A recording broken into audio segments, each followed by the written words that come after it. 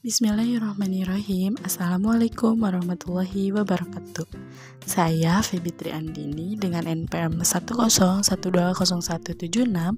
dari kelas C6 Manajemen Universitas Teknologi Digital. Video kali ini saya buat untuk memenuhi mata kuliah evaluasi tengah semester pada mata kuliah perilaku organisasi. Video ini berisi tentang hasil dari pengamatan saya terhadap perilaku individu pada sebuah organisasi pendidikan anak usia dini di wilayah Bandung.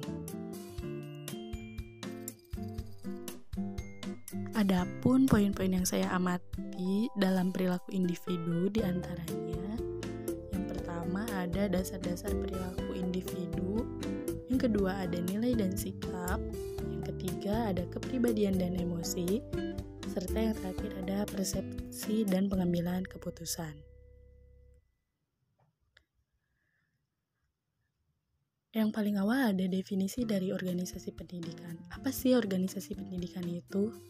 Organisasi pendidikan merupakan sebuah lembaga penyelenggara pendidikan yang sangat mempengaruhi kualitas penyelenggaraan pendidikan. Adapun organisasi pendidikan anak usia dini atau yang sering kita sebut PAUD merupakan sebuah lembaga atau organisasi karena di dalamnya termasuk lembaga yang memiliki visi dan misi dalam tujuan yang sama, yaitu untuk melakukan pengembangan anak usia dini dalam memberikan layanan yang berkualitas prima.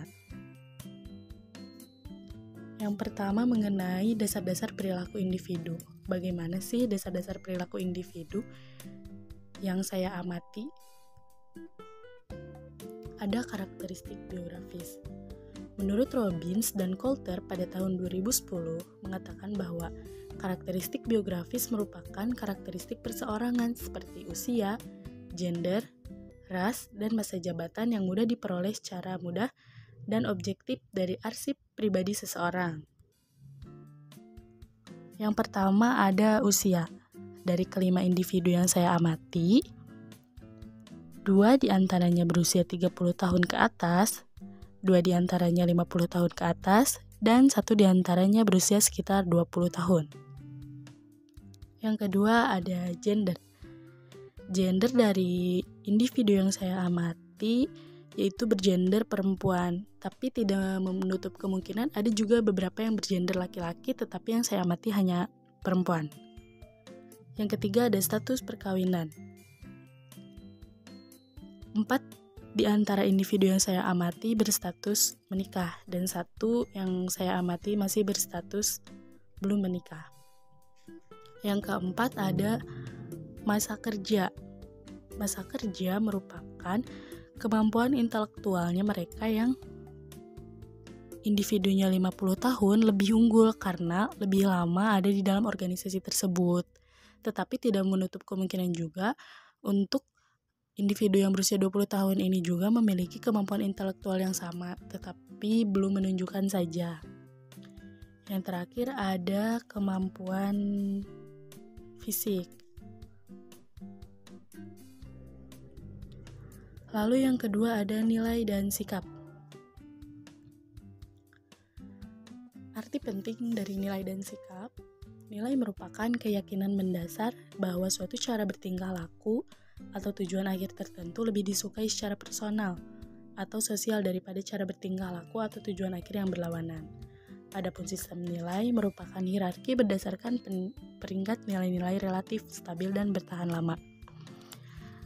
Adapun nilai sikap dari kelima individu tersebut terlihat baik.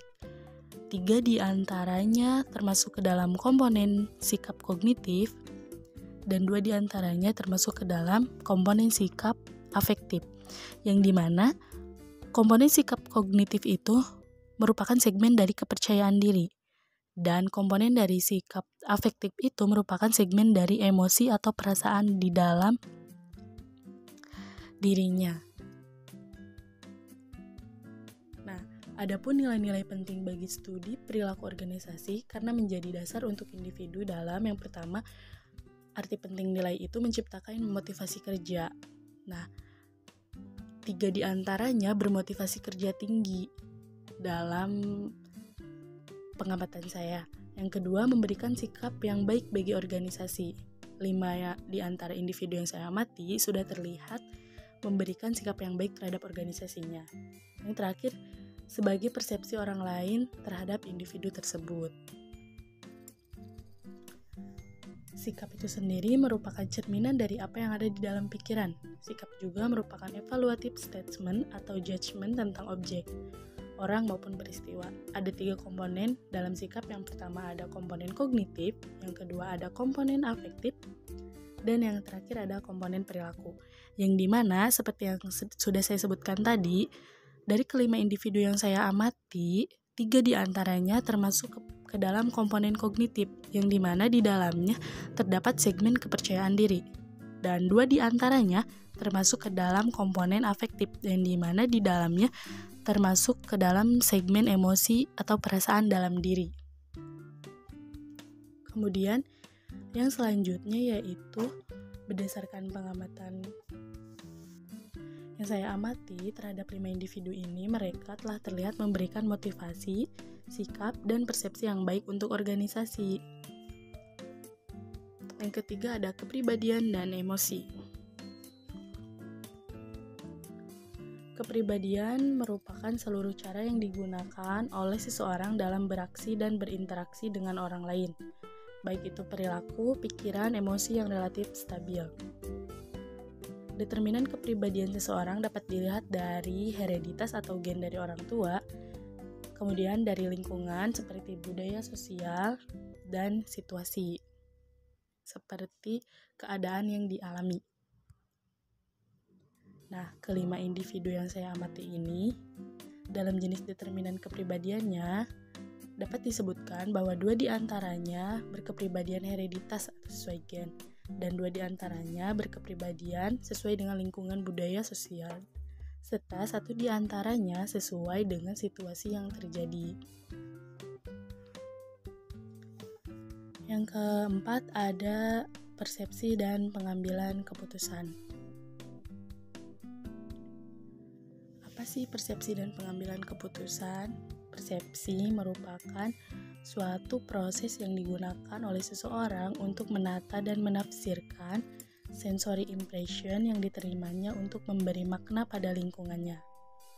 Persepsi sangat penting karena perilaku orang didasarkan atas persepsi mereka tentang realitas, bukan realitas itu sendiri. Atau kata lainnya, persepsi itu sebagai pandangan awal seseorang terhadap seseorang. Dari kelima individu yang saya amati dengan menggunakan jalan pintas yaitu efek kontras, kelimanya memiliki penilaian atas karakteristik seseorang yang dipengaruhi oleh perbandingan dengan orang lain yang baru dijumpai, dengan peringkat yang lebih baik atau yang lebih buruk dalam karakteristik yang sama. Di dalam pengambilan keputusan juga, dari kelima individu yang saya amati ini, secara tidak langsung mereka telah sesuai dengan langkah-langkah di dalam model pengambilan keputusan rasional. Di antaranya, mereka sesuai dari identifikasi masalah, identifikasi kriteria, cara mereka mengalokasikan bobot untuk setiap kriteria, cara mereka mengembangkan alternatif, adapun evaluasi alternatif, serta memilih alternatif yang terbaik. Dapat dikatakan mereka itu sudah baik di dalam pengambilan keputusannya. Nah, sudah sesuai dengan beberapa proses yang harus dilakukan. Adapun lanjutan dari kepribadian dan emosi tadi, 2 di antaranya individu yang saya amati termasuk ke dalam kepribadian tipe A, yang dimana mereka itu cepat bergegas atau antusias atau aktif, tidak sabaran, dapat berpikir 2 hal sekaligus, tidak dapat menikmati waktu luang, dan terobsesi dari angka-angka, mengukur keberhasilan mereka dari berapa banyak yang mereka peroleh. Nah, yang sisanya termasuk ke dalam kepribadian tipe B, yang dimana dapat dikatakan orangnya santai, relaksasi daripada memperlihatkan keberhasilan. Sekian video yang dapat saya sampaikan. Terima kasih. Mohon maaf apabila banyak kesalahan kata. Wabillahi taufiq wal hidayah. Wassalamualaikum warahmatullahi wabarakatuh.